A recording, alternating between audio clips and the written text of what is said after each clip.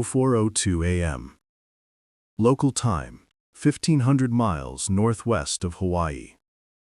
The Pacific is black glass under a low, bruised sky. You are Lieutenant Commander John C. Waldron, 41 years old, commander of Torpedo Squadron 8 off the USS Hornet. You sit in the open cockpit of a Douglas TBD Devastator, so obsolete it should be in a museum. Behind you, 14 more Devastators drone in ragged formation, engines coughing in the cold. Every pilot knows the odds. Every radio man knows the odds. No one speaks. Your navigator, Ensign William Evans, taps your shoulder and points dead ahead. There, on the far edge of vision, a thin gray line against the darkness. Japanese destroyers screening in perfect arrowhead formation. Beyond them, 4 red suns rising on aircraft carrier flight decks. Akagi, Kaga, Sōryū, Hiryu. The heart of the Empire's striking power. Waldron's voice crackles over the squadron frequency. Low, calm, almost conversational. Boys, that's them. We're going in low. If only one of us gets through, that's enough. No one answers. There is nothing left to say. 04:06 a.m. You shove the stick forward. The Devastator drops like a stone toward the black water. Altitude, 200 feet. 150. 100. Salt spray lashes the windshield. The other 14 aircraft follow you down in perfect trust, wings almost touching. Ahead, the Japanese screen wakes up. Destroyers heel hard over, bows digging white furrows. Black puffs of anti-aircraft fire blossom in the sky. Beautiful, deadly flowers. Then the tracers start. Lazy orange rivers at first, then faster, faster, until the air is a solid wall of lead. The first Devastator explodes at 04:09. 1 second it's there, the next it's a ball of burning gasoline skipping across the water like a stone. Then another. And another. No parachutes. Waldron never wavers. He holds course straight down the throat of the Japanese fleet, throttle wide open. Torpedo still clinging to the belly of his plane like a child who won't let go. 04:10 a.m.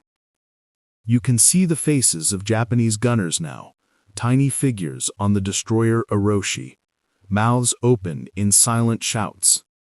Their tracers stitch glowing lines inches beneath your wings. Waldron keys the mic one last time. I see the Akagi. I'm going in. That is the last transmission Torpedo 8 ever makes. In the next 90 seconds, all 15 Devastators will be shot out of the sky. Not one torpedo will hit. Not one pilot will survive to tell the story. But 6 minutes from now, 6 minutes that have not happened yet, 3 American dive bombers will appear out of a hole in the clouds at 20,000 feet and change the course of the war in half a heartbeat. Because John Waldron and his boys just bought those 6 minutes with their lives. And somewhere above the carnage, 37 dauntless pilots who still don't know the Japanese fighters are out of position are already turning toward the sound of guns. 10:20 a.m. The sun is a white coin hammered flat against a pale blue dome. No wind, no clouds. Only the thin, metallic smell of high altitude and the steady drone of 33 Douglas SBD Dauntless dive bombers from USS Enterprise, led by Lieutenant Commander Clarence Wade McCluskey. McCluskey's mouth is desert dry. He has been airborne for 4 hours, fuel gauges kissing the red. He should have found the Japanese carriers an hour ago. Instead, there is nothing but empty ocean, glinting like broken glass. He leans out of the cockpit, squints west. A single white wake, thin as a chalk line, trails across the sea. The Japanese destroyer Arashi, racing north at flank speed after depth charging an American submarine. She is late rejoining her fleet. She is the breadcrumb McCluskey has been praying for. He banks hard left. No radio call, no hesitation. 32 Dauntlesses follow like ducklings. They have maybe 15 minutes of fuel left to fight and return. 10:23 a.m. There, dead ahead. 4 flat tops in box formation, turning frantically into the wind to recover their fighters. Akagi, red sun blazing on her flight deck. Kaga, huge, ugly, powerful. Sōryū and Hiryu off to starboard.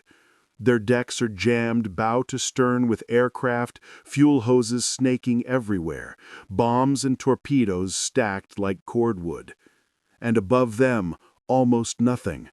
The Japanese Combat Air Patrol, 40 Zeros that should be waiting at 20,000 feet, are down at sea level, chasing the last of the torpedo planes. Chasing ghosts. The sky is empty. McCluskey's voice finally breaks radio silence, calm as Sunday morning. "This is Red Leader. We hit the 2 on the left. Best take the right 2. Good hunting." He banks hard left, no radio call, no hesitation. 32 Dauntlesses follow like ducklings. They have maybe 15 minutes of fuel left to fight and return. 10:24 a.m. On Akagi's bridge, Admiral Chuichi Nagumo feels the first cold stab of dread. He looks up just in time to see black specks detach from the high sun and grow impossibly fast. American dive bombers coming straight down. He has 60 seconds to live. The first scream of the dive brakes split the morning like the wrath of God. Lieutenant Commander Wade McCluskey is first. He rolls the Dauntless into a 70-degree dive, airspeed climbing past 300 knots. The perforated dive brakes howl like 1,000 banshees. Akagi's flight deck rushes up, red circle dead center in his gun sight. He can see everything now. Japanese deck crews frozen mid-motion, mouths open. A Kate torpedo bomber with wings still folded, fuel hose dangling like an umbilical cord. Rear Admiral Kusaka screaming orders no one can hear. McCluskey's thumb hovers over the bomb release. Altitude, 2,000 feet. 1,500. He waits. Waits. 1,200 feet, he pickles the 1,000-pound bomb and hauls back on the stick so hard the world goes gray at the edges. The bomb falls away, clean. 10:24:45. Lieutenant Dick Best, Enterprise Bombing 6, has already split off with his 2 wingmen, Ensign Fred Weber and Lieutenant Ed Kroger. They are aimed at Akagi's sister, Kaga, the biggest flight deck in the Japanese Navy. Best is famous for never missing. Today, he will prove why. He dives almost vertically, sun behind him, invisible until the last second. Kaga's Captain Okada Jisaku looks up and sees 3 black crosses falling out of heaven.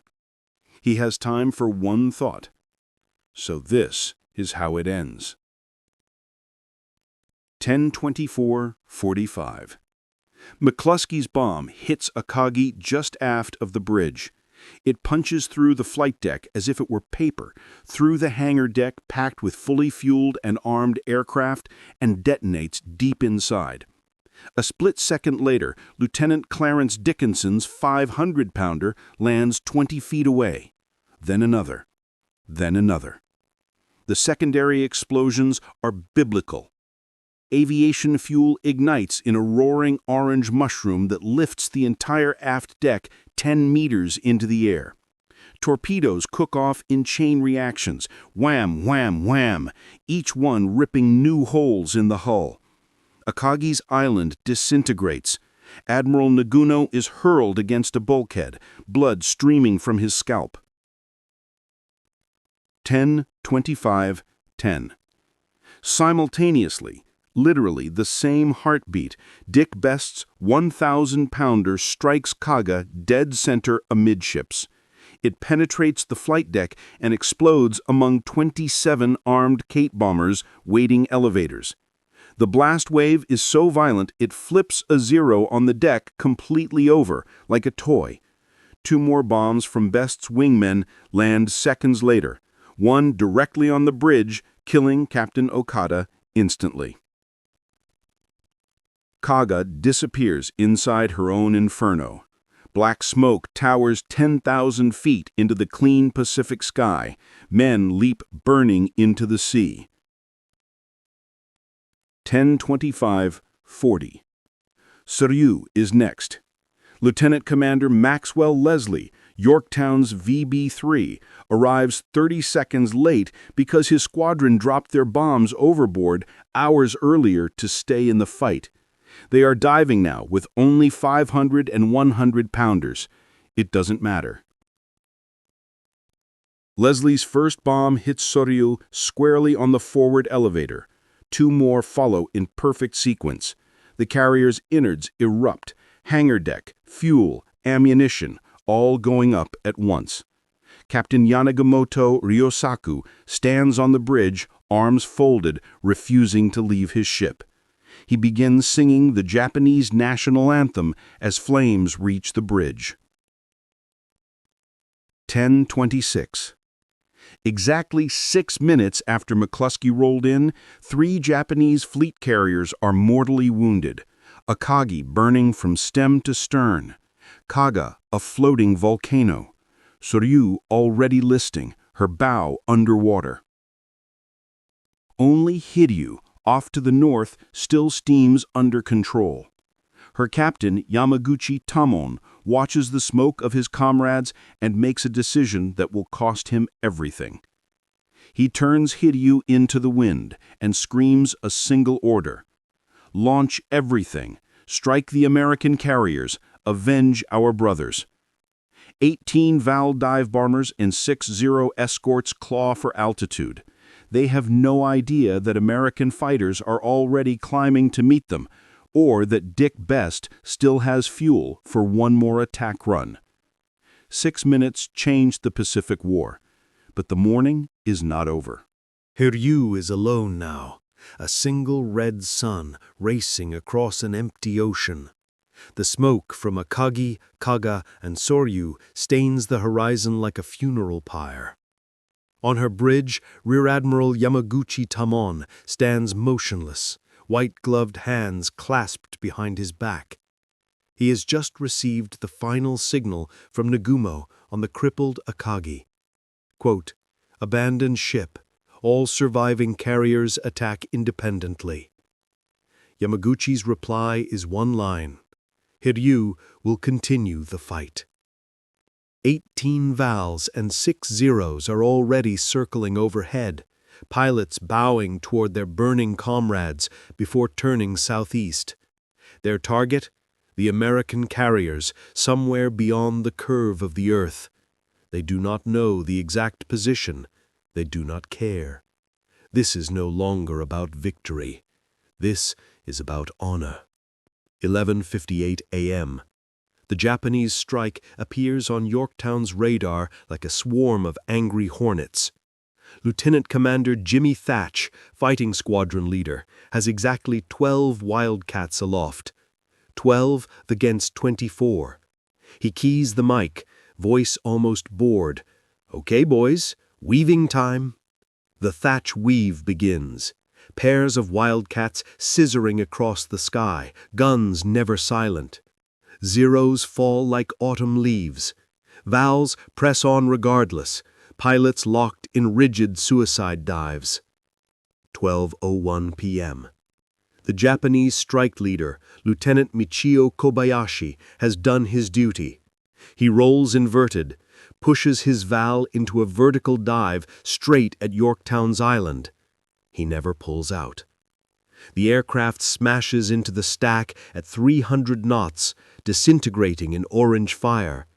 Kobayashi dies smiling. But the sky is not empty. High above the carnage, Lieutenant Commander Jimmy Flatley and 10 fresh Wildcats from Enterprise have just arrived. They tear into the retreating Japanese formation like wolves into sheep. Only 5 Vals and 1 Zero limp away. Yorktown is hurt, but she is alive.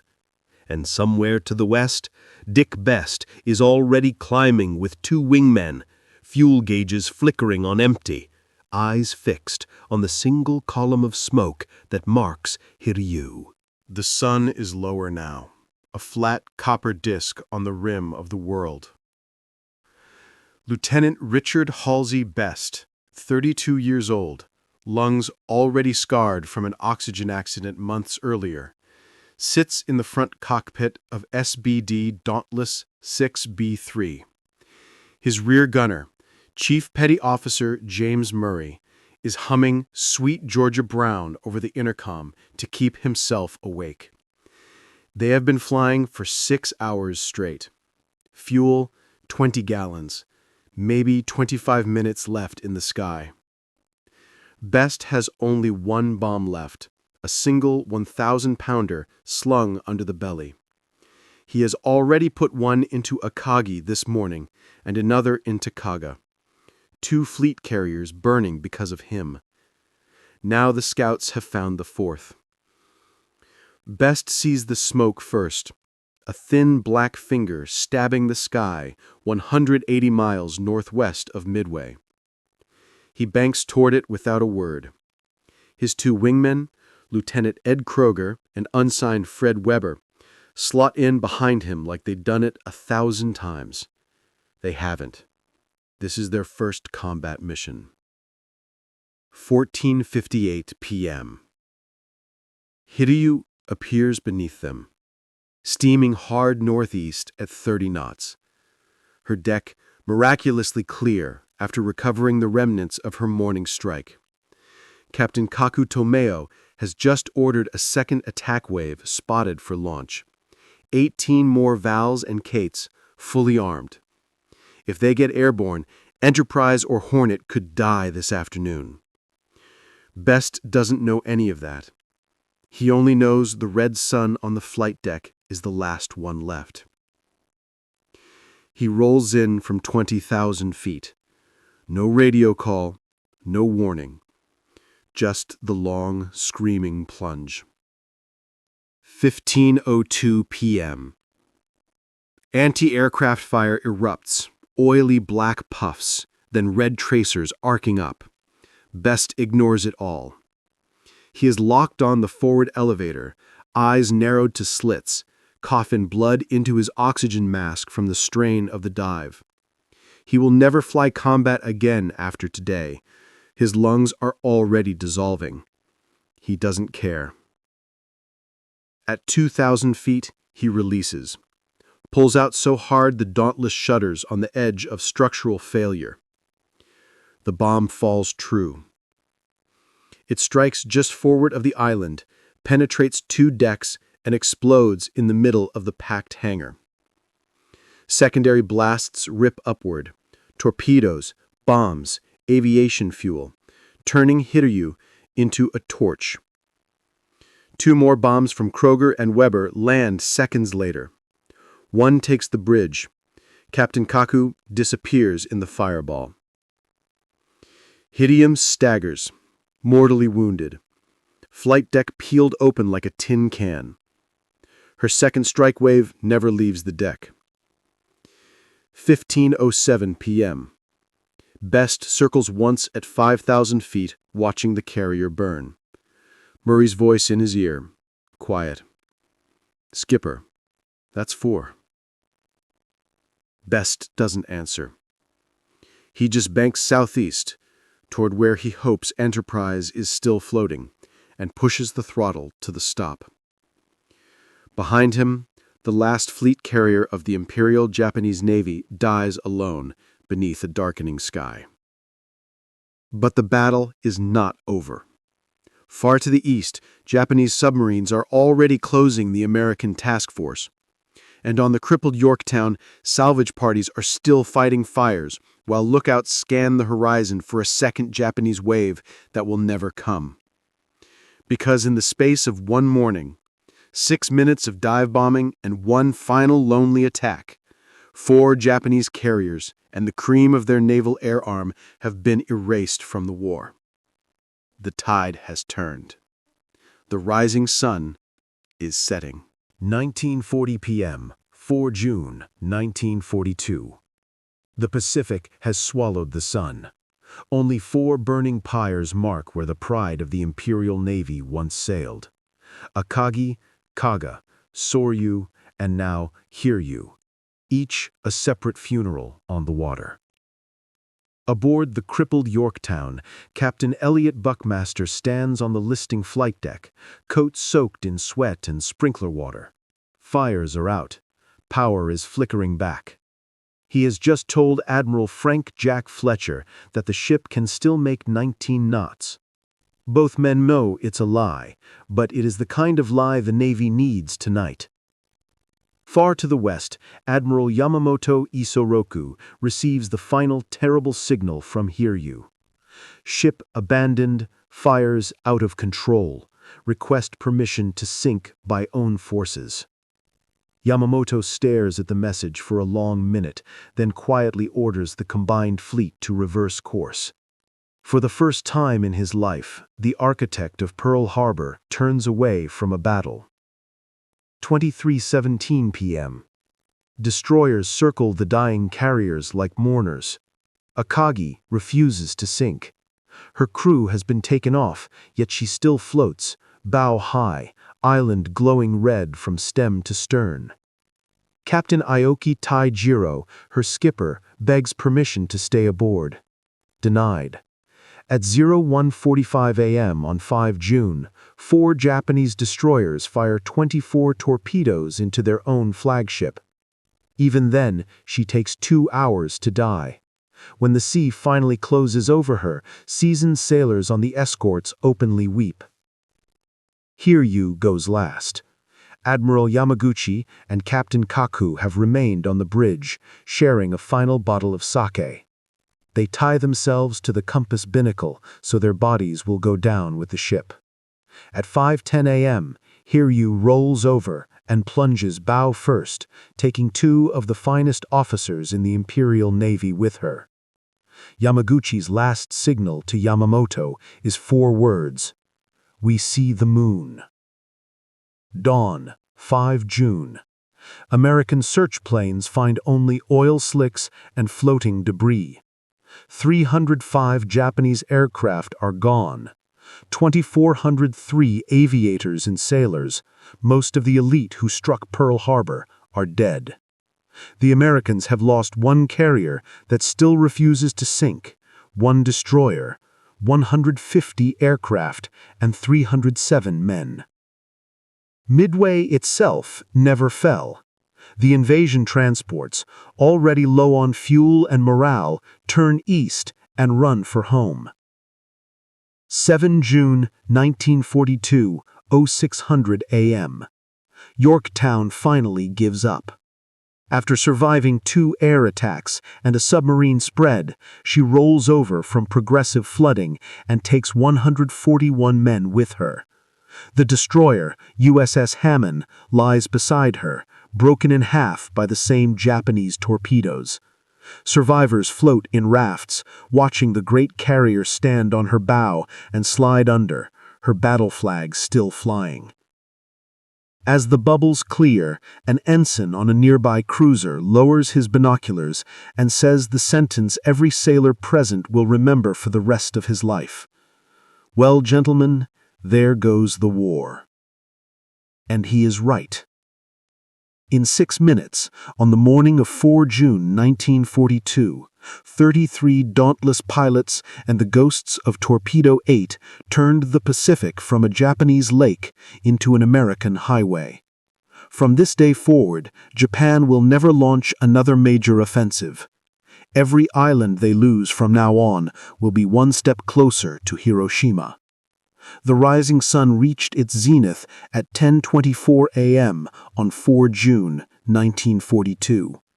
By 10:30, it was already setting. And somewhere beneath the quiet water northwest of Midway, John Waldron's Devastator rests upright on the bottom, torpedo still in his cradle, as if waiting for one more run that will never come. He got through after all.